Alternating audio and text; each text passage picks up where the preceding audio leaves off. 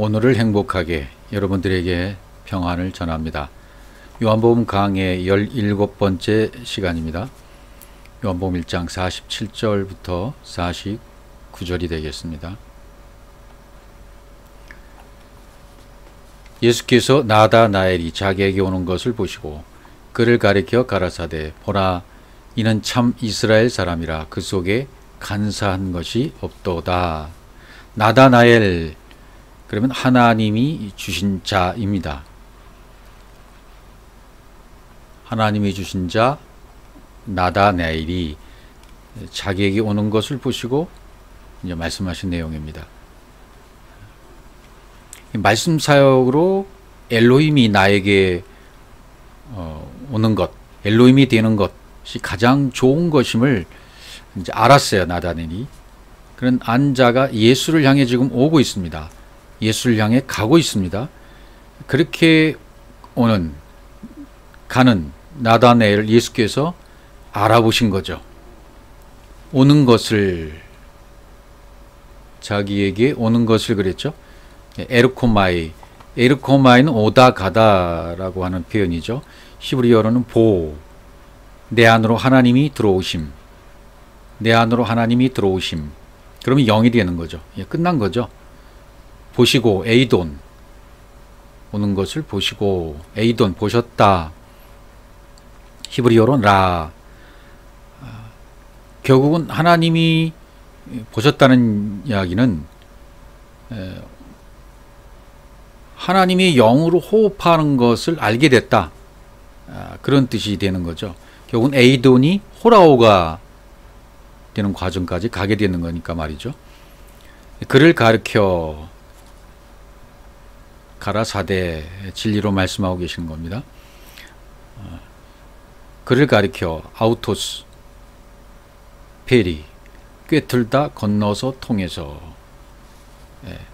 이르시되, 그를 가르쳐 이르시되 그랬죠. 그를 가르쳐 가라사대 아우토스 페리, 히브리어로 말하면 카라라는 말이 됩니다. 카라라는 말은 보통 이제 초청, 부르심, 초청받은 자, 부르심을 받은 자. 성경적인 초청, 성경적인 부르심을 받은 자는 누가 됩니까? 보통 전혀 모르는, 예수를 모르는 사람을 초청했다. 그리스도를 모르는 사람을 초청해서 알게 한다. 그런 의미로 쓰기도 하는데 그것은 잘못한 것이죠.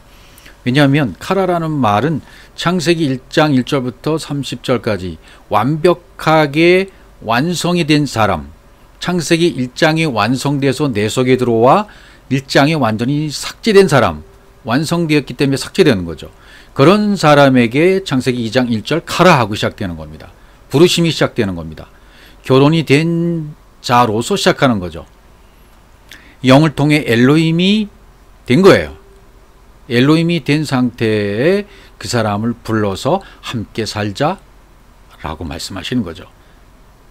참 이스라엘 사람이라, 이는 참 이스라엘 사람이라 간사함이, 그 속에 간사함이 없도다, 이렇게 되어 있어요. 그 속에 그 안에 보니까 간사한 것이 없다. 간사하다는 말은 돌로라는 말에서 나왔는데, 계교, 간사한 것은 계교, 섞은 것이 있다, 섞음질을 하다, 꿰어내다에서 온 단어입니다.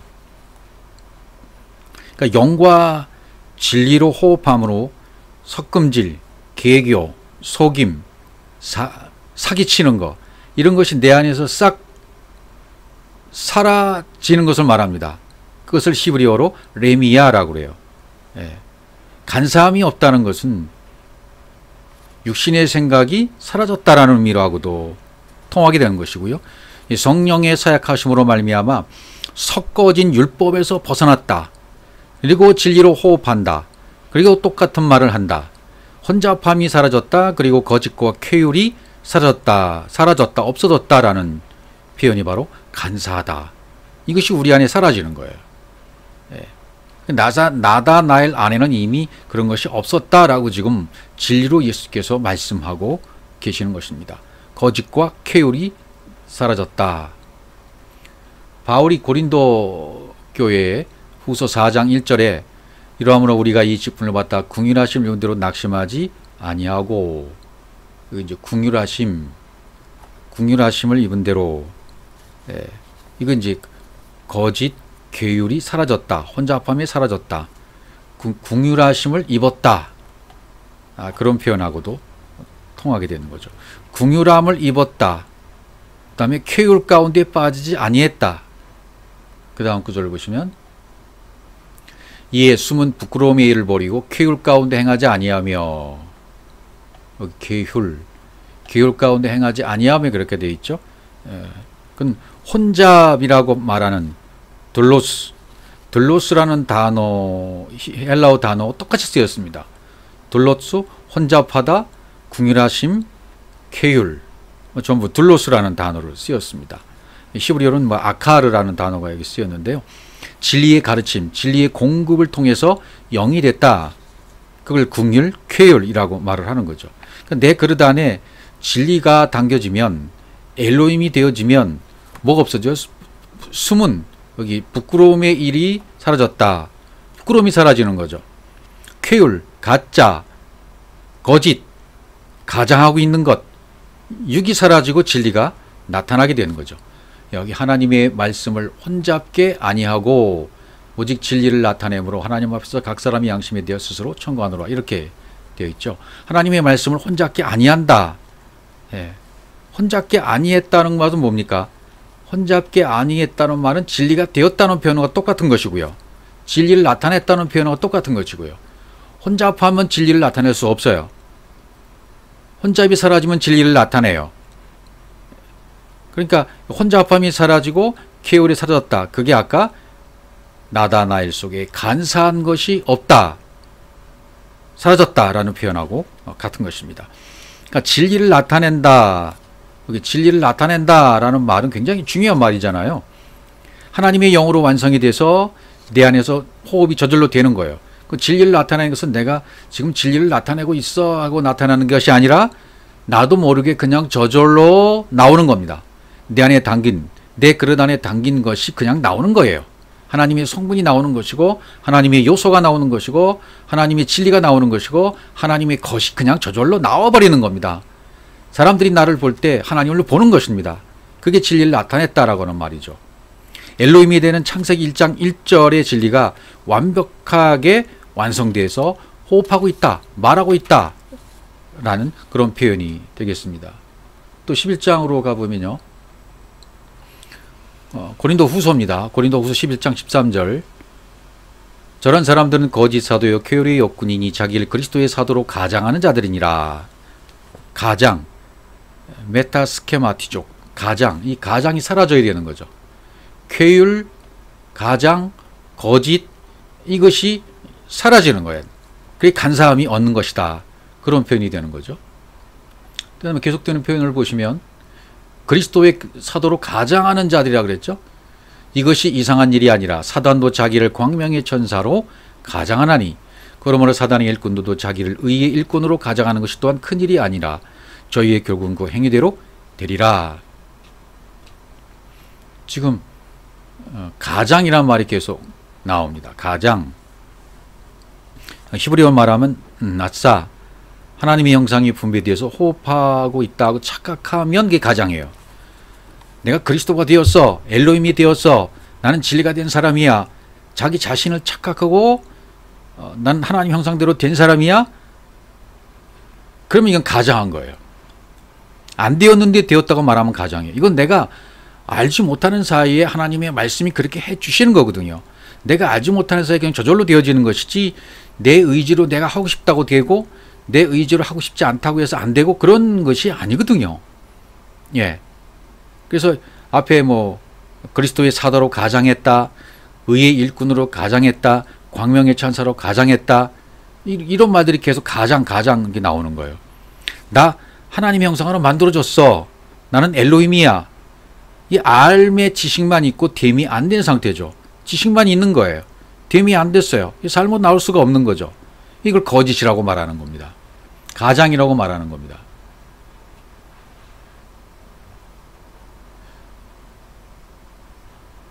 예. 그래서 지금 여기 그리스도의 사도로 가장했다. 사단도 광명의 천사로 가장했다. 그러면 사단의 일꾼들도 자기의 의의 일꾼으로 가장했다. 이런 표현들을 계속 쓰고 있는 겁니다.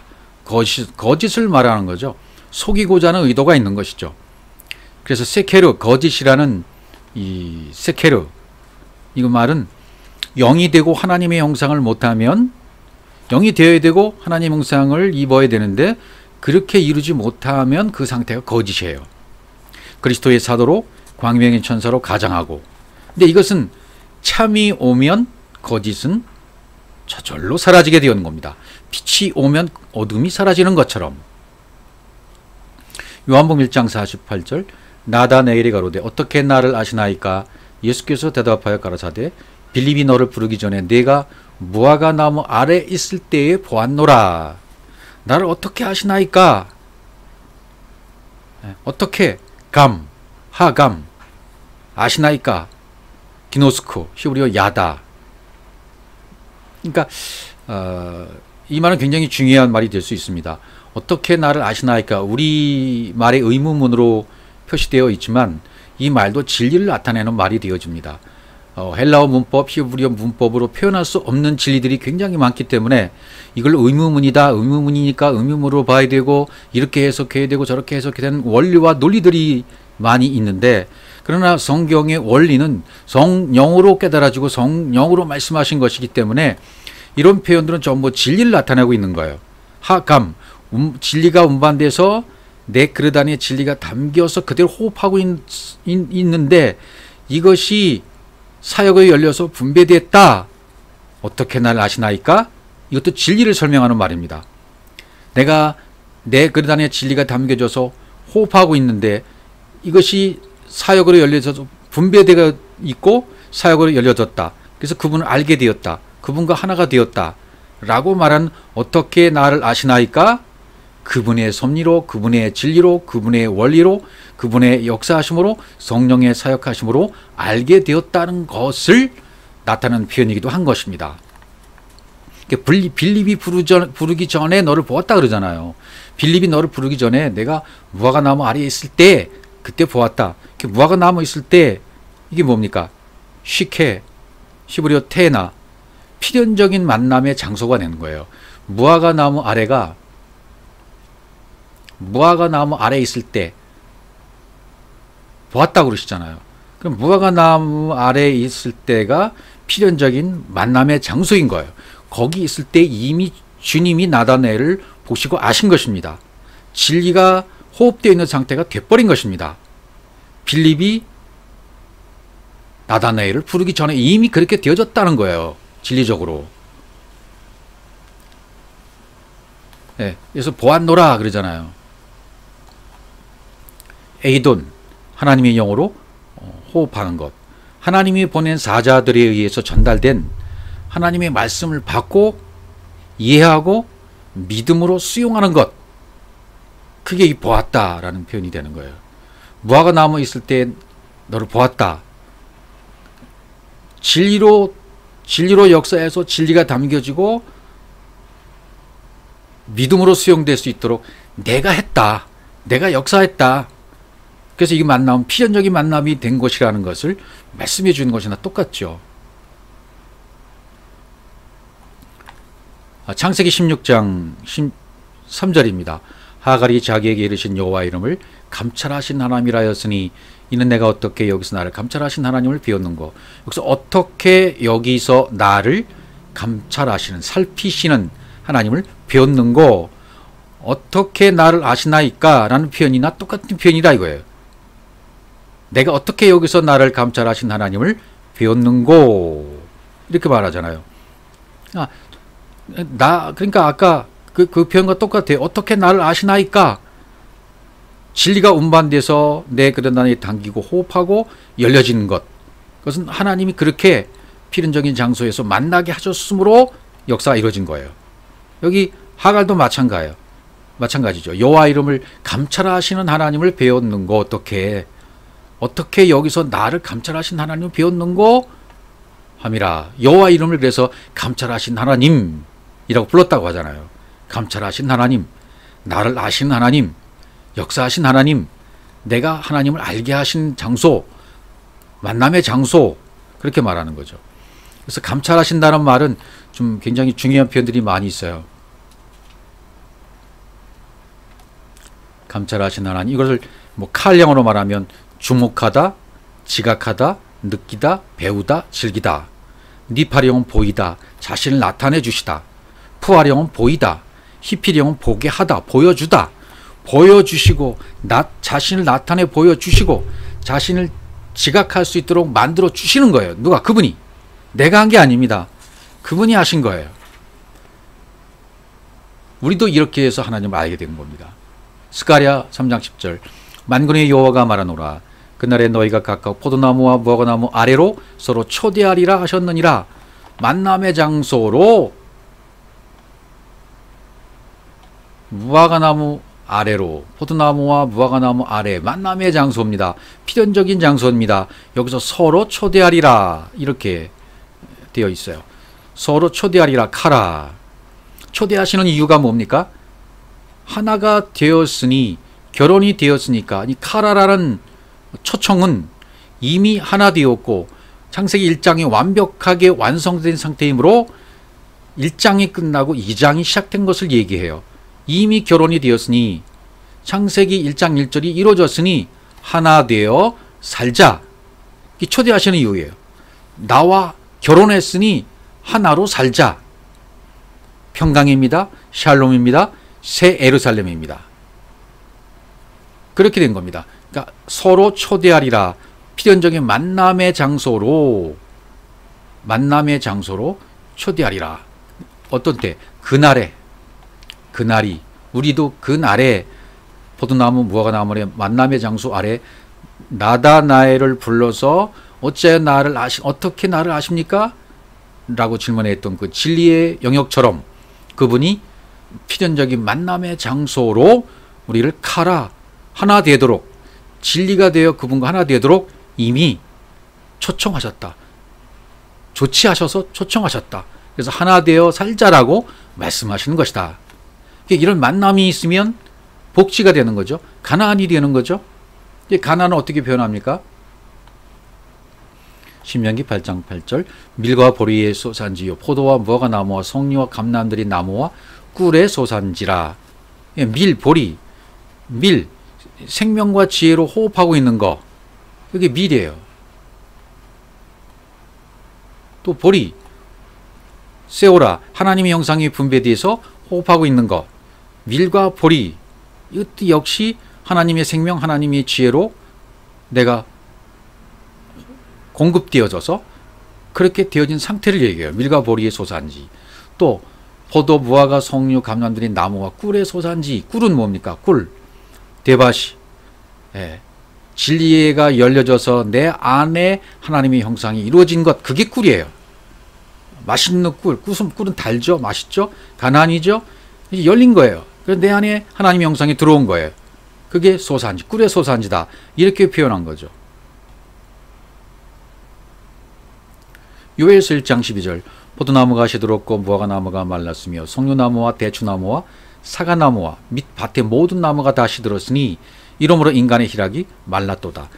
아까 설명드린 가나안이 이루어지려면 꿀의 소산지가 되고 밀과 보리의 소산지가 되려면 필연적인 만남을 통해서 그분과 내가 완벽하게 하나 되어서 그분의 초청으로 카라가 되어서 나와 같이 살자라는 초청이 되려면 인간적인 요소는 사라져야 됩니다. 인간의 희락은 말라야 됩니다. 그래서 이렇게 역설적으로 포도나무가 시들었고 무화과나무가 말랐으며 송류나무와 대추나무와 사과나무와 및 밭의 모든 나무가 다 시들었으니 이러므로 인간의 희락이 말랐도다. 이렇게 돼야 돼요. 내 안에서도 사람이 느끼는 감정, 사람이 느끼는 기쁨, 이런 쾌락, 이것이 말라버리고 그분으로 말미암아 다시금 되어진 영의 상태에서의 기쁨, 감격, 감사, 이것이 솟아나야 되는 거죠. 인간의 희락이 아니라 인간의 희락은 말라야 됩니다. 율법은 다 말라져야 됩니다. 시들고 마르고 육신의 생각이 깨어져야 되고 환상과 꿈이 깨어져야 되고 나면 그것이 바로 그날이고 인자의 날이 되는 것입니다. 마태복음 24장 32절 무화과나무의 비유를 배우라. 그 가지가 연하여지고 잎사귀를 내면 여름이 가까운 줄 아나니. 무화과나무와 여름의 만남. 여름이 와야 돼요. 예. 잎사귀를 내서 무화과나무가 잎사귀를 내면 여름이 가까운 거죠. 여름의 고통 중에 예수를 만난 것 같아요. 그 다음 표현을 보시면 이와 같이 너희들이 모든 일을 보거든 인자가 가까이 문 앞에 이른 줄 알라. 이런 무화과나무의 비유를 통해서 말씀하시면서 여름과 여름의 고통 중에 여름에 이 주님을 만나면 인자가 가까이 문 앞에 이른 줄 알라. 가까이 왔다는 거예요. 이 모든 일을 보거든 내 안에서도 이런 무화과나무의 비유처럼 이렇게 가지가 연하여지고 잎사귀가 나아지고 여름이 가까워서 열매를 맺게 되어지면 그 여름이 가까워지면 그분과 만날 수 있는 계절이 온 거예요. 여름의 고통 중에 예수를 만나는 거죠. 무화과나무가 여름의 때를 만난 것처럼 여름의 고통 중에 내가 예수를 만난 것도 같은 바로 그때입니다. 문 앞에 이른 줄 알라. 인자의 날이 곧 왔다는 거예요. 가까이 와서 완벽하게 가까이가 사라지면 그분을 만나게 되는 거죠. 계시록 6장 12절 내가 보니 여섯째 인을 떼실 때 큰 지진이 나며 해가 총단같이 검어지고 온 달이 피같이 되어지며 13절 하늘의 별들이 무화과나무가 대풍에 흔들려 선 과실이 떨어진 것 같이 땅에 떨어지며 하늘은 종이축이 말라진 것 같이 떠나가고 각 산과 섬이 제자리에서 옮기음에 이건 전부 내 안에서 일어나는 마음 상태의 변화를 말하고 있는 것입니다. 앞절에서 달이 빛을 내지 못한다. 별이 하늘에서 떨어진다. 하늘의 권능들이 흔들린다. 종이축이 말라지는 것 같이 떠나간다. 하늘이 산과 섬이 옮겨진다. 이런 건 뭡니까? 표적으로서 이제 사명을 다하면 빛을 잃게 되는 거죠. 그러면 새로운 해, 달, 별이 탄생하는 거죠. 첫 번째 표적인 해, 달, 별, 이 징조와 모형, 그림자입니다. 이것을 다 깨닫게 되어지면 두 번째 표적으로 하늘에 속한 해, 달, 별이 되는 거죠. 종이축이 말라지는 것 같이 떠나가면 내 안에 하늘이 떠나가면 하늘이라 여겼던 이 모든 것들이 율법의 것들이 요소들이 떠나가 버리면 또 내가 산이라고 여겼던 그 산이 떠나가면 진정한 하르 영이 되고 호흡이 되는 존재가 되는 그런 산, 섬 이것이 그대로 내 안에서 조성이 되어지는 거죠. 그러니까 표적이 사명을 다하면 겉에 보여줬던 것 이것이 사명을 다하면 가짜라는 것이 드러나면 빛을 잃어버린 거죠. 그래서 여섯째 인을 뗄 때 그러잖아요. 인자의 날의 만남. 여섯은 끝장나는 날이에요. 마치는 날입니다. 무화과나무에 있는 나다나엘을 만남의 그때가 바로 여호와의 날이에요. 여름의 때입니다. 여섯째 날인 것입니다. 그리스도의 말씀이 내 안에서 순서대로 배열이 되어서 에피타소, 명하노니 이것이 되어지면요. 내 안에 귀신이 떠나가죠. 병이 고침을 받게 되어지죠. 제3일에 완전하게 되어지죠. 이 수많은 육신의 생각이 율법의 조항이 죽고 영의 생각으로 바뀌어지면 그리스도의 강림이 파루시아가 내 안에 이루어지게 되는 것입니다. 비슷한 편으로 마태복음 24장도 29절 그날 환난 후에 즉시 해가 어두워지며 달이 빛을 내지 아니하며 별들이 하늘에서 떨어지며 하늘의 권능들이 흔들리리라. 그러니까 첫 번째 표적으로 든 해, 달, 별이 더 이상 이제 필요 없는 거예요. 하나님의 영광이 빛이잖아요. 어린 양이 등불이 되시죠. 새로운 해가 뜬 것입니다. 육체의 예수가 죽고 영으로 부활하신 그리스도가 새로운 달이요. 내 육신의 생각이 죽고 그리스도의 영이 내 안에 들어와 그리스도로 살아가는 자들이 새로운 별입니다. 위로부터 진리의 말씀이 들어오기 시작하면 율법의 진리가 깨달아지기 시작하면 내가 가지고 있던 가치관, 인생관, 정체성이 이게 막 흔들리는 거죠. 이 지진입니다. 그동안 내가 내 의로움으로 살아왔구나. 이걸 깨닫기 시작하니까 내 것이 부정되어 버리는 겁니다. 부인되는 겁니다. 아, 내 생각이 틀렸구나 라는 것을 알면 충돌이 일어나는 거죠. 좌절이 일어나는 거죠. 정신을 못 차립니다. 폭풍 오열이 시작되고 눈물 범벅이 되어지고 감사만 넘치게 되어집니다. 아, 나는 거짓이었구나. 내가 잘못 알고 있었구나. 내 기준과 틀이 완벽하게 무너지고 내 생각, 내 의로운 해가 다 무너져 버려서 마음의 지진이 일어난 것입니다. 그렇게 되어져야 돼요.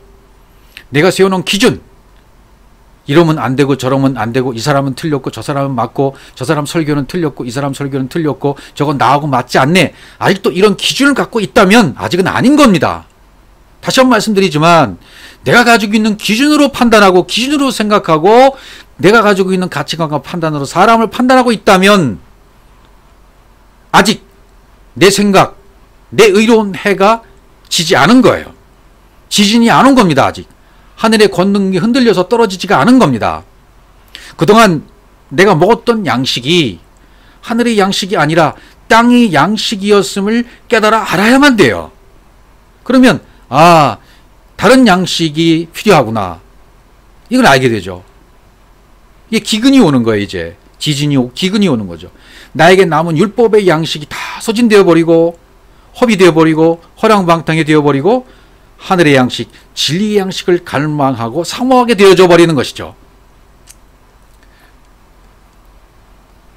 창세기 37장 9절, 요셉이 다시 꿈을 꾸고 그 형들에게 고하되 가로되 내가 또 꿈을 꾼즉 해와 달 별 11별이 내게 절하더이다. 물론 뭐 이건 요셉의 형제들이 자기 앞에 절한다, 그런 겉에 그 스토리상으로 절하게 되는 그런 얘기도 되지만, 지금 말씀드린 해, 달과 11별이 내게 절한다, 이건 지금까지 설명드렸던 모든 의로운 해가 지는 걸 얘기해요. 그래서 새로운 해가 뜬 겁니다. 어린 양이 등불이 되시는 것을 얘기합니다. 요셉이 꿈을 2번 꾸지 않습니까? 2번 꿔요. 그러니까 반드시 요셉도 꿈을 2번 꿔야 돼요. 자기 것이 떠나가야 되니까. 자기의 꿈이 떠나가야 되니까. 하나님의 꿈이 나에게 와야 되니까. 내 생각이 틀렸고 하나님의 생각으로 가득 차게 만들어져서 변환시켜주는 2번째 꿈이 필요하니까요. 그렇게 2번째 꿈을 꿔야 해달별이 치고 새로운 해달별이 뜨게 되는 것입니다. 진리의 양식을 사모하게 되는 것이죠. 요한복음 1장 49절, 나다나엘이 대답하여 당신은 하나님의 아들이요 당신은 이스라엘의 임금이로소이다. 대답하잖아요. 라피요, 나의 선생님. 히브리어 라부, 많은, 큰, 우두머리, 풍성한, 채워진, 그런 뜻입니다. 라바브에서 유래가 됐기 때문에 내 안이 영으로 머리가 된 거, 그리스도로 머리가 되어진 거, 그걸 라삐라는 문자가 나타내는 말씀입니다. 그러니까 라삐, 나의 선생님이라고 해서 아직 덜 된 게 아니라 히브리어 문자 의미로 보면 그 라삐라고 표현됐지만 그 안의 내용은 뭐예요? 하나님의 아들이시요 이스라엘 임금이라는 고백을 이미 다 한 것이 되는 거예요. 그리스도가 머리가 된 상태, 풍성함으로 채워진 상태가 된 거예요. 그러니까 우리 한국어 번역 표현으로 라삐는 아주 이분 주님을 주로 못 보고 선생님으로 보고 있네, 이런 개념이 아니라는 겁니다. 그러니까 이런 라삐라고 표현되어 있는 이 단어도 그리스도가 머리가 되어졌고 풍성하게 채워진 상태, 벤 엘로힘, 멜레크 이스라엘, 하나님의 아들, 이스라엘의 임금, 이 상태로 완벽하게 되어진 상태를 얘기해요. 나다넬이 답변하잖아요. 하나님의 아들, 이스라엘 임금이라고요. 그럼 끝난 거예요. 어떻게 나를 아시나이까? 라는 질문에 대해서는 어떻게 나를 아시나이까? 오늘 이 제목이 그것인데요. 오늘 감찰하신 하나님이 내 속에 들어와서 열려지고 공급이 되도록 해주셨어요. 야다가 되었어요. 그렇게 이루어 주심으로 내가 하나님을 알게 해 주신 것입니다. 어떻게 나를 아시나이까? 그분의 방법을 이미 다 이루어 놓으시고 필연적인 만남의 장소에서 만나게 해주시고 내 속엔 간사한 것이 없어. 내가 너를 다 알게 해주었어. 내가 널 하나님을 알게 해주신 거야. 벤 엘로힘 멜레크 이스라엘이 되게 해준 거야.